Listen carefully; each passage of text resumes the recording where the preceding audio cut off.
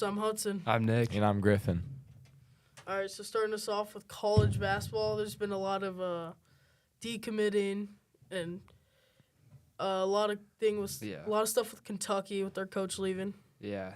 After Coach Calipari left, Kentucky signed a deal with the BYU's coach, Mark Pope, who was a former player there. Yeah, I don't know, because I thought they were trying to get, like, more March Madness wins, even though BYU lost first round to Duquesne. They got upset. So Yeah, it'll be interesting to see how he fits in there. I know Mark Pope is a really good coach, but it's just, and I think he will be better with the Kentucky program. It's just about how much, and if he can get farther in March Madness than Calipari was getting them. I don't think they're going to do too good next year, though, because they are losing so many people. Yeah, next year will be rebuilding, and Kentucky's, so probably a year after that. They've lost a lot of talent so far. 4-star Santos Cyril decommitted. Former 5-star Aaron Bradshaw entered the transfer portal. 5-star and McDonald's All-American Jaden Quaintance decommitted. Rob Dillingham entered the draft. Justin Edwards entered the draft. Ado Tyro enters the transfer portal. 4-star McDonald's All-American Carter Knox decommits. 5-star Deuce Wagner transferred, and 5-star McDonald's All-American Boogie Fland decommits. Yeah, I mean, you're hearing those names, huge names. Boogie Fland, DJ Wagner's transferring. I mean, all these guys. Dillingham's going to the draft. They're losing a lot of talent. Yeah. So I mean, next year will be rebuilding. Like I said, probably a year after that. Somto, I think, is a big loss. He's a really good big. I've seen him play for Overtime Elite. He's pretty dominant down there. Pretty fun to watch him play. But, I mean, they're just having losses on losses, which is expected when you lose a good coach like that. But I just think they need to take some time to kind of figure stuff out. That's literally, like, their best, like, those are all the best players you can even think of there. The only person left there is Reed Shepherd, so Yeah, I mean. we'll see how they do. Yeah. I think he'll eventually leave because he's not going to have anybody to play with. And then Tennessee's also losing a little bit of talent. Dalton Connect went to the draft. Yeah, as expected. I mean, yeah. And their big guy, Jonas Ado, enters the transfer portal and the draft. Yeah, But- so he'll see how he does in the draft. If not, he's definitely not going to go Yeah. to Tennessee, though, because he... Really big that Sakai Zeeler staying for them, though. I mean, he played a huge role in March Madness. He was really, like even though Connect was probably the main scorer, he was kind of the core of the team, energy for the team on defense and kind of leading the pack. Yeah. All right, going into NBA, we have a lot of topics to talk about because the playoffs and the playing games are just now starting. There's no more regular season games, so these are the last few regular season games we're going to go over. So the Knicks, they beat the Celtics 118-109, and Jalen Brunson had a great game. He had 39 points, 4 assists, and 6 threes, so great win for the Knicks. Yeah. And Good. Celtics are actually, they clinched they're the number 1 seed. Yeah, number 1 seed in the East. So that's a good win for the Knicks, beating the top seed in the East, heading into the postseason. Yeah, I mean, I think if I'm correct, I didn't see Jalen Brunson on the. I think there's 11 of the 12 spots in the USA team filled so far. I didn't see Jalen Brunson on there. I think that's kind of a snub because, I mean, Jalen Brunson's just been doing phenomenal this year, and I mean you see it in the stat sheet: 39, 4, and 6, 6 threes. I mean, it's pretty absurd numbers. He's really kind of not, I wouldn't say carrying the Knicks, but playing the biggest role on that team, and I think he just deserves more recognition. Yeah, I would say he's kind of carrying the team, to be honest. But Yeah. And then another big win, the Bulls beat the Pistons 127-105. Another guy with 39 points, DeMar DeRozan. He had 39 points, 7 assists, and 4 threes. So great game for him. Yeah. Good to see him scoring because he's getting older and not doing stuff like that as much. I would say he's probably out of his most productive years. So it's, I mean, yeah, like Nick said, it's good to see him putting up big numbers every once in a while like that. Yeah.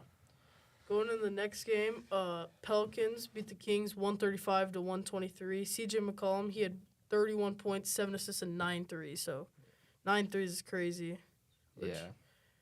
Yeah, I mean, 9 threes, it's right there, set in stone. It's pretty absurd. And then another big scorer on their team, Zion Williamson, had 31 points also. Two So- guys combining for 62 is crazy. Yeah, for sure. And then OKC beat the Bucks. That was a pretty big win. Yeah, they won by a lot, and the OKC also clinched the number 1 seed in the West, Yeah. and that's pretty crazy because they're such a young team.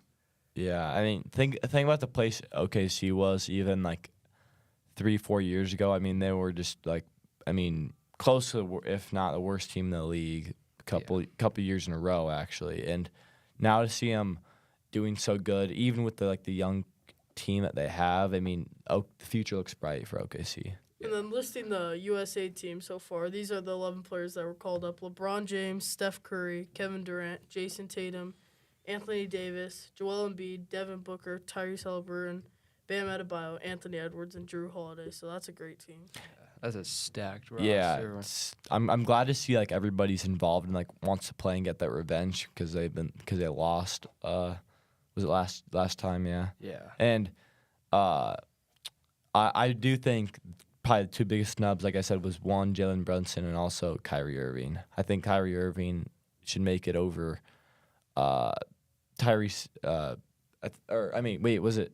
Did you Tyrese say Haliburton. Tyrese Haliburton made it? Yeah. Oh, then I don't know. But I think there's 11 of the 12 spots, so Kyrie still could make it. But they already have a lot of guards in the team, so we'll see. But Yeah. I think Kyrie's a really good player, and he kind of got snubbed. And then the playoffs, that's what we'll talk about now in the standings. Yeah, so like we said in the East, Celtics clinched conference, number 1 seed overall.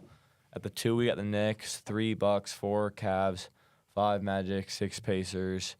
And for the play-in matchups for that, we have the 76ers versus the Heat and the Bulls versus the Hawks for the first play-in games in the East. In the West, we got OKC, like we said, number 1 seed over there out west. Then number 2, we got Nuggets, 3 T-Wolves, 4 Clippers, 5 Mavericks, 6 Suns. And then play-in matchups in the West, Pelicans versus Lakers and Kings versus Warriors. So What do you guys think something about those? the Pelican versus Lakers game. People are saying that the Lakers are going to purposely lose because they don't want to have to play. The They Nuggets. don't want to have to play the Nuggets because they've lost 9 times in a row. Yeah, I mean, that's kind of a tough kind of they're kind of in a pickle there because I mean, you always want to play to win. That's what you want to do as a team. You don't want to tank or purposely lose, like especially like for draft stock. But this is a little bit different because it's just giving them a better spot in the playoffs. So I mean, we'll see what happens. We'll see how they do if they do decide to purposely lose. I mean, it would probably be a smart decision. And they still have to play OKC. If they lose, they have to then play either Golden State or the Kings. So that's still going to be a tough game for them. So I think it's kind of dumb to purposely lose. Yeah, I mean, You're risking not even making the playoffs. They got swept by the Nuggets last year. Yeah. So And then this year they haven't beat And, them either. I think they'd rather play a young OKC team who hasn't been experienced in the playoffs as much than a Nuggets team who won the finals last year. yeah, honestly, yeah. Reconsidering actually, now I'm thinking about it. I mean, who says the Lakers can even like purposely lose the Pelicans? They might not even be able to beat them. So I would say they probably give it their all. And I mean, even if they have to play the Nuggets, is a guaranteed playoff Well, the spot. Lakers are 3-1 against them this season. And then another thing is Anthony Davis just got hurt their last game, and people are thinking he Forgot purposely about did that. that Yeah, so he wouldn't have to play tonight. So then they'd have like a reason, but I don't know. we'll see. I mean, it's kind of a gamble either way because you're either playing the Nuggets or you have to play more games. But I do think it is smart that like I do like Lakers against OKC better than Lakers against Nuggets. Yeah, Same. and then the other playing game is Warriors versus Kings. It should be a really good game. They're 2-2 on the season. They've each won twice this season, so I think it'll be a good game. Mm-hmm. Yeah, I mean, wait, you said they're 2-2 on the season. Yeah, Yeah, that's good matchup there. I mean, I think Warriors did have a couple games towards the end of the season where they kind of started to rally, and like I think that's kind of what helped them clinch the 10th seed. But I mean, we'll see what happens. I'm rooting for Warriors, but you never know. If Yeah. the Warriors don't make the playoffs, I think their like dynasty's over. Yeah, Curry and Clay and Draymond. I yeah, think that's gonna come to an end. yeah. you can clearly see like there's various clips and games where like Curry's gotten very emotional because he is just he's just frustrated with the team and like keeping everything together. And so, but I did, like I said, there was some games where they really rallied. So we'll see how they do this play-in series and how they do if they get into the playoffs. Yep. That's it for us.